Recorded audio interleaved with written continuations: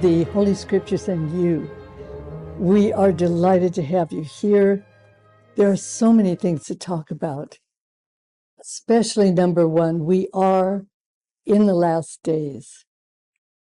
Now, we get a little bit casual about this. Everyone says we're in the last days.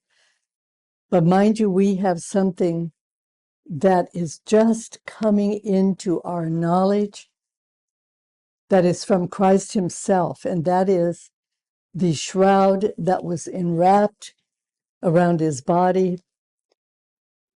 And it was venerated, but the history, of course, goes to Jerusalem, and it goes through Constantinople, where all the relics were looted by the papal church.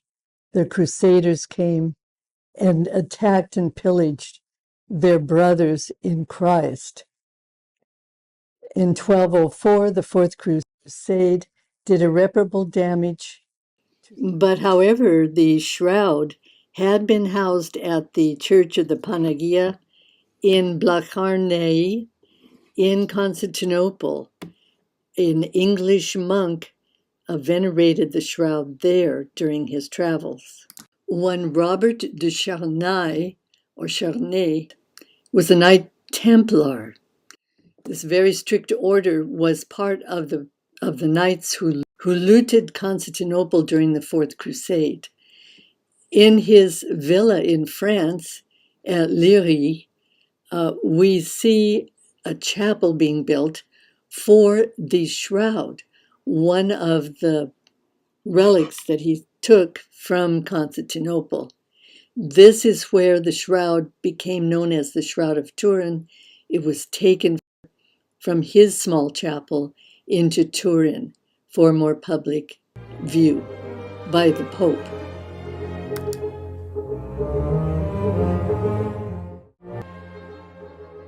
But let us understand, because of the modern technology that we have, our NASA organization that can photograph minute things on Mars can also photograph minute things on the shroud.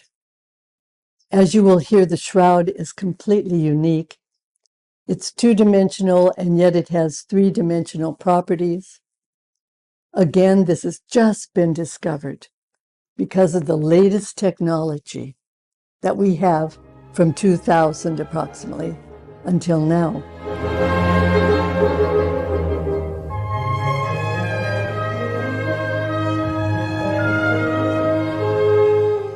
Now, the Passion of Christ was always clear. It was clearly delineated on this shroud. We have the blood that's been discovered to be true blood with hemoglobin tests. And we have various features that we can see in his face. The Lord Jesus left us the marks of his passion by his swollen features. We are taking the evidence of the shroud, which we presented in our longer program. It's on YouTube under Behold the Grave Clothes.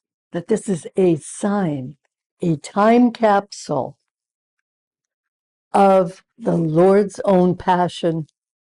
Now we can add, and his resurrection.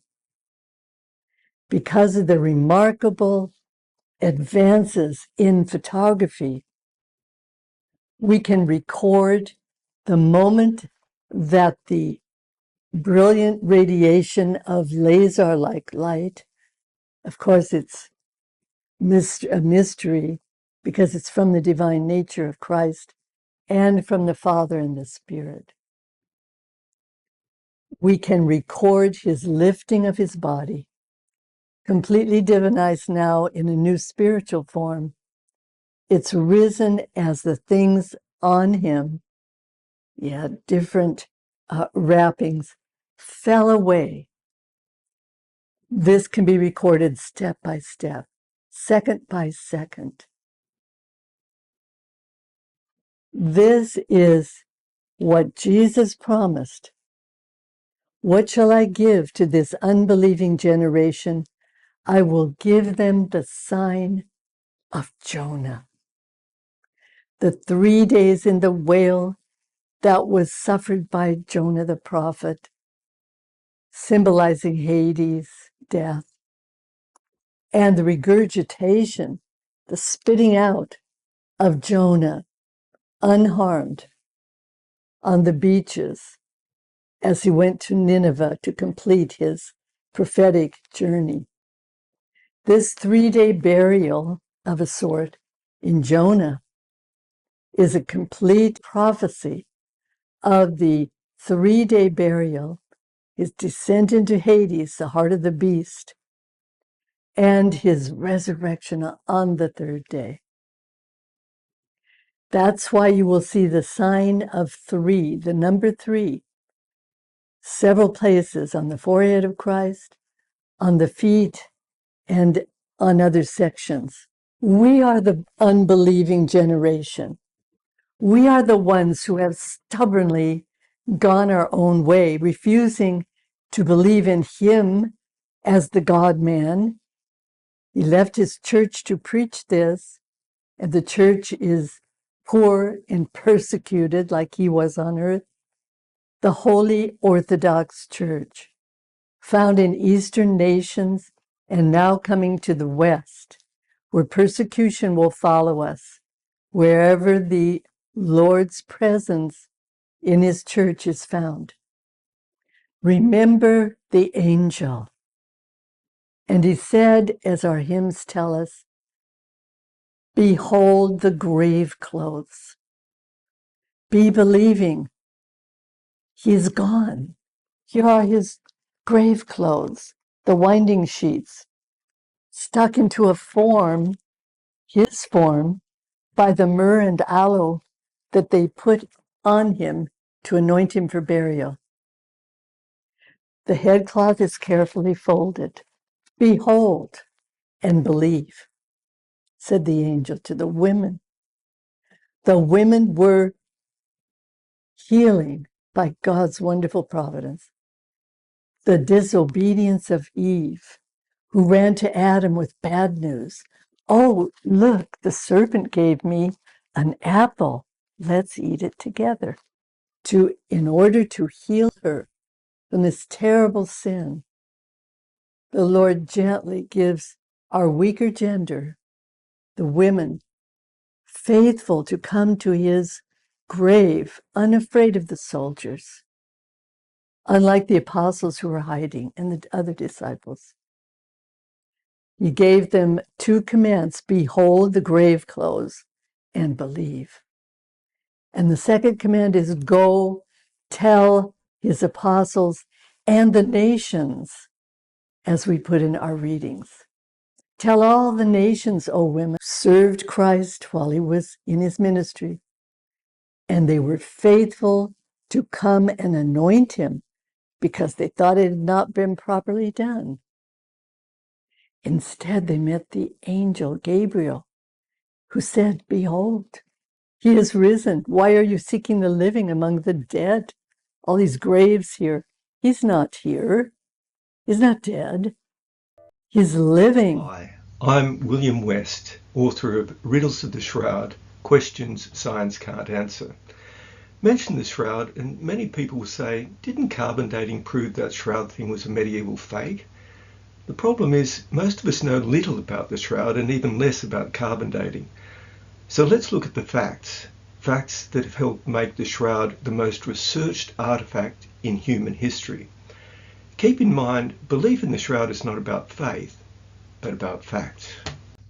So this is the shroud, a typical burial cloth about 1 metre wide and 4 metres long. The dark diamond shapes are burns from a fire in 1532. The faint images behind them are images of a man front and back covered in real blood. This is how the image was formed. The body was placed on one end of the shroud, which was wound over the head and down the front. The first riddle is that blood was on the cloth first, before the image, because scientists have shown there's no image under the blood. putting blood on before the image is the opposite of what any artist would or could do. So how did the image get there? Most shroud researchers are now convinced it could only have come from a burst of light, that is, a burst of electromagnetic radiation. To understand this, it helps to know something about linen cloth. Take the typical linen thread on the left. It's made from incredibly tiny microfibers. Each one is 1/5 the width of an average human hair, like the one on the right, barely visible even in bright light. This is how the microfibers look magnified 64 times. The big rectangles are linen threads and the tiny filaments are microfibers. The whole image comes from a layer of these discolored microfibers. There is no paint, pigment, ink or dye on them. In a single stroke, this fact removes any possibility that the shroud images were made by a human hand or by the hand of nature. If they were, more than the surface fibers on the cloth would be affected.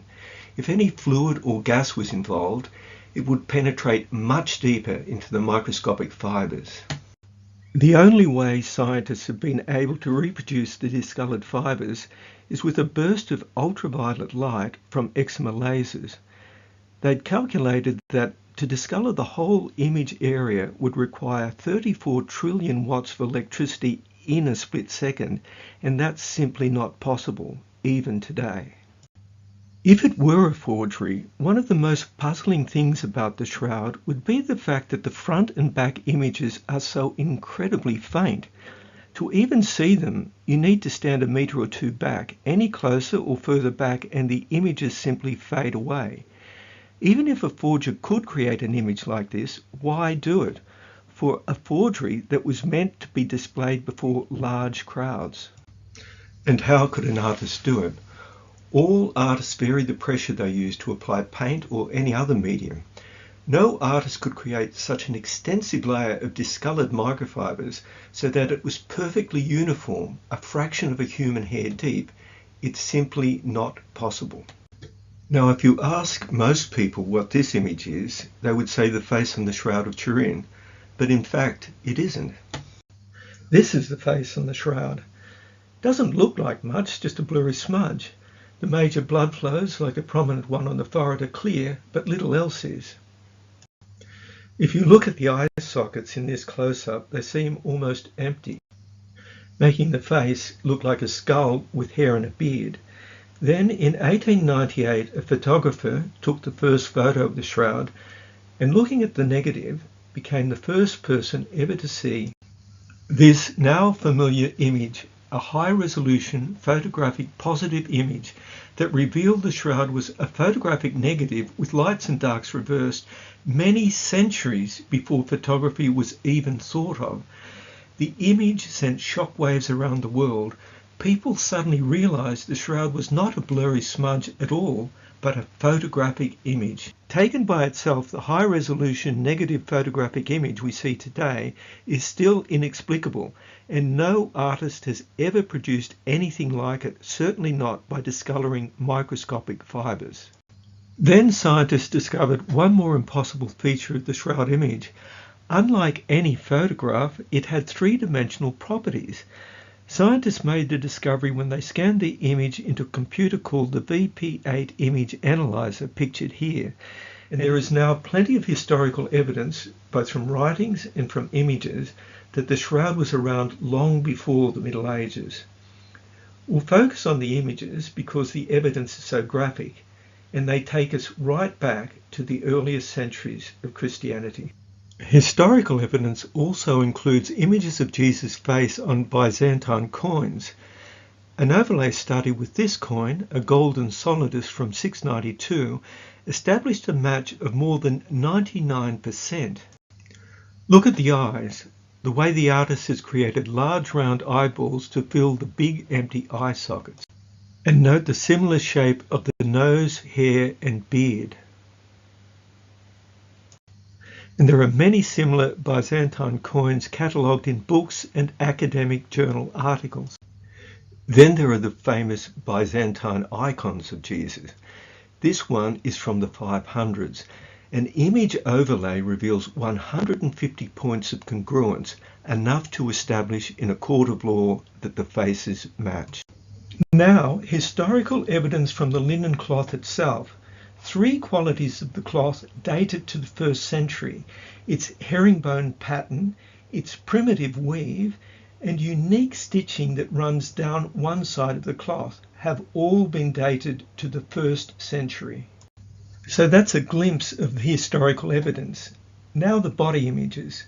They reveal accurate forensic detail unknown in the Middle Ages, things science has now confirmed that no one knew before the shroud came along. The sketch on the right highlights key details like the scourge marks. We've already examined the face, so we'll go straight to the front of the body. First, note scourge marks cover the whole body, not just the back, as artists had thought. There is even one stray scourge mark on the right cheek. Forensic pathologists confirm every single mark, every blood flow and blood clot is 100% accurate. Chemists have confirmed that the blood is real blood, and like the image, it has no brush marks or traces of any artistic materials. Most of the scourge marks are shaped like small dumbbells, matching a Roman scourge called the flagrum, and the rest match 2 other Roman whips, the virgae and the Spanish cords. Keep in mind, in the Middle Ages, Roman crucifixions had been banned for 1,000 years, and there were no museums or archaeologists around to carry out research. What can't be seen with the naked eye are the blood serum rings surrounding the blood marks. They were discovered when modern scientists exposed the shroud to ultraviolet light, causing the serum rings to fluoresce. Arrow 1 points to chest muscles that are raised and rigid, revealing a long struggle to breathe. Arrow 2 points to a huge blood flow from a wound between the 5th and 6th ribs in the shape of a Roman lancia. This close-up of the chest wound reveals both blood and a clear fluid like that described in the Gospels as water. It is in fact serous fluid that would have come from around the right lung and the heart, something first identified when the fluid fluoresced under ultraviolet light. A little further down is a wrist wound indicating nails passed through the wrists rather than the palms of the hands, as artists had assumed. Experiments confirmed nails in the palms would have torn right through the hands. To support the weight of a body, they had to pass through the wrists, as the shroud shows. Also, notice no thumbs are visible. Pathologists say nails through the wrists would have cut into the median nerves, forcing the thumbs inwards and out of sight. Pathologists also note that nails through the median nerves would have sent lightning bolts of pain up the arms with every movement, an unimaginable torture. Moving down to arrows 6 and 7, the knees show deep abrasions consistent with a series of falls, and the legs are bent stiff, revealing one more surprising detail, rigor mortis, which also explains the appearance of stiffness in other parts of the body. Moving to the back view, arrow 1 points to blood flows all over the head, consistent with a mass of thorns covering the entire scalp. The image on the left illustrates a crown matching the scalp wounds. The thorns would have pierced the cranial nerves among the most sensitive in the human body, causing overwhelming pain. Arrows 2 and 3 point to 2 patches of abrasions on the shoulder blades. These patches are consistent with the rubbing of a heavy beam of wood against the flesh, something any artist would have struggled to depict convincingly. Arrow 5 points to the left foot, which is pressed flat against the cloth, while the left knee is bent, confirming rigor mortis. Blood also flows across the cloth from the left foot. On the feet, researchers have discovered, mixed with the blood, microscopic traces of soil with that extremely rare travertine limestone from Jerusalem and the Siderium of Oviedo. Clearly a compelling detail. This same soil was found on the knees and on the nose, revealing the man on the shroud fell not only on his knees, as artists had depicted, but on his face as well. Was the shroud really part of a multi-million-pound trade in relics? In fact, it was unveiled in Western Europe not in a great cathedral, but in a little wooden church in a tiny, isolated French village called Liry, population 100, not the sort of place where forgers would unveil the greatest relic the Western world had ever seen. When it was unveiled, the shroud was in the possession of a devoutly religious knight, Geoffrey de Charnay, shown here, by all accounts not someone who would get involved in forging relics. Importantly, it seems his forebears had taken part in the Fourth Crusade, which in 1204 invaded Constantinople and took possession of its relics, including its most prized possession, a cloth described as carrying an image of Jesus in death. The blood had to come first from a body inside the cloth, creating perfect wounds, blood flows and clots. Then came the photonegative image, fitting the position of the bloodstains perfectly and recording the distance of each part of the body from the cloth, creating the 3D effect. At the same time, the body had to be removed in a way that didn't disturb the blood flows and clots, a physical impossibility unless the body simply dematerialized, an event that appears to have coincided with a burst of light that created the image on the cloth. I'm inserting an exciting revelation of the movement of the hand of Christ as an example from this extensive video on YouTube.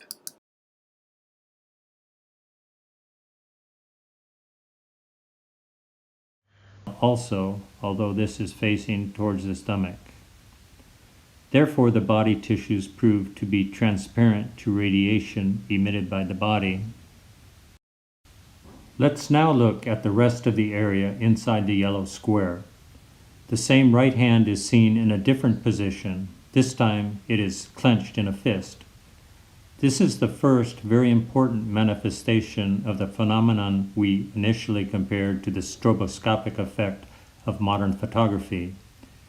In fact, between these two positions we can see fragments of other positions that the same right hand adopted.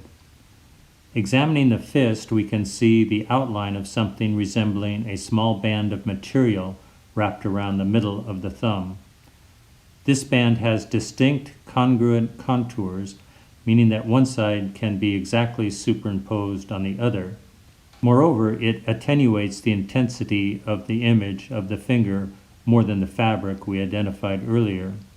Therefore, it is made of a thicker material that is more opaque to radiation than the linen. Later, we will identify the object and explain the reason for the hand movement. In the meantime, the observation that this anatomical configuration of the hand indicates a muscular effort, therefore a voluntary movement, is extremely important. This extraordinary discovery that the images were produced by consecutive bursts of energy and that they show the different positions the hand adopted during movement completely overturns established ideas, opening up a new way of viewing the content the relic has transported through time. There is not one image on the shroud, but rather multiple images that were superimposed on top of each other on the same photogram during a few seconds of energy transmission. For this reason, the image is clear in some areas, hazy and indistinct in others, as if submerged in a fog that blurs our vision. Due to the complexity of the phenomenon, survey and restitution now appears to be a colossal undertaking, but one that is nevertheless feasible when examined from a totally new perspective that will help to clear the fog. Some objects help more than others. These are the metal elements, like the nails. As they are fairly big, the images of them are sharp and their contours are distinct. Along with the other objects, they help us to understand what happened in those few seconds. One of the objects can be seen between the two outermost images of the right hand.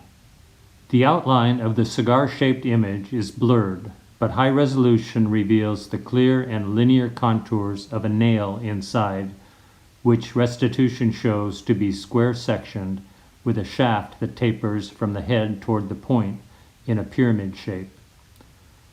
Next to the head of the nail are some of the many adjacent, distinct, and often partially superimposed images of the same nail head that were left by the movement that occurred during the transmission of energy. These allow us to restitute the various positions of the nail. A similar situation is seen on the left hand. Again, the corrugated contours of a cigar-shaped object can be seen, with one end in the well-known dense blood stain on the shroud near the image of the wrist. And inside, we see the linear contours that allow us to restitute another nail, similar in shape and size to the previous one. The corrugated contours at the sides of the nail, the upper end corresponding perfectly with the hole the blood spilled from to leave the stain, and the type of radiation, which we will deal with later, suggests that the object containing the nail is the hole it produced. Therefore, it is likely that also the nail on the right hand, which has the same corrugated contours at the sides, was still inside the hole during the transmission of energy that left an imprint of it. Meanwhile, it is important to note that next to the image of the nail on the left hand are other similar images of the same nail. They are almost parallel to the first and partly superimposed. Another image, probably of the same nail, was detected directly above the wrist of the left hand.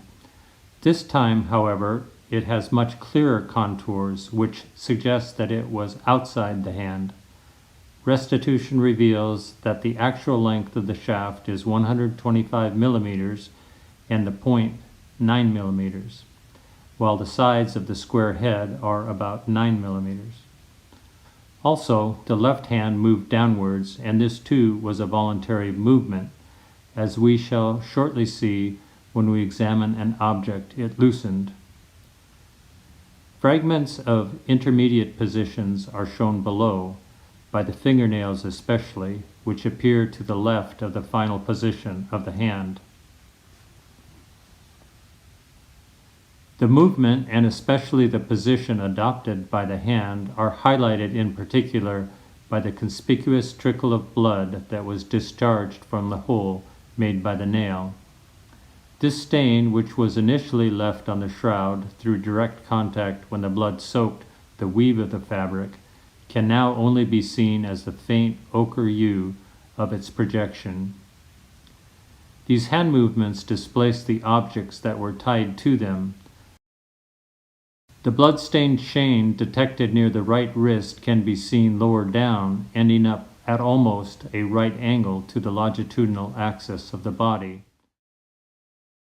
The main conclusion from all of this takes the form of a question. How could any human being in or before the Middle Ages possibly create a high-resolution photographic negative 3D image formed from a uniform layer of discoloured microscopic linen fibres, perfectly matching the position of a huge network of genuine wounds, blood flows and clots, something countless modern scientists have been unable to achieve, and then plant on the cloth microscopic traces of soil and flower pollen from Jerusalem, the same soil and pollen found on the Sudarium of Oviedo that also shares the shape of the blood on the shroud, and then remove the body without damaging blood flows and clots. Taken together, these things are too much for most of us to hold in our heads at once, let alone for a primitive forger to envisage and execute. He is saving this time capsule for you and for me. He became the forgiveness of every sin.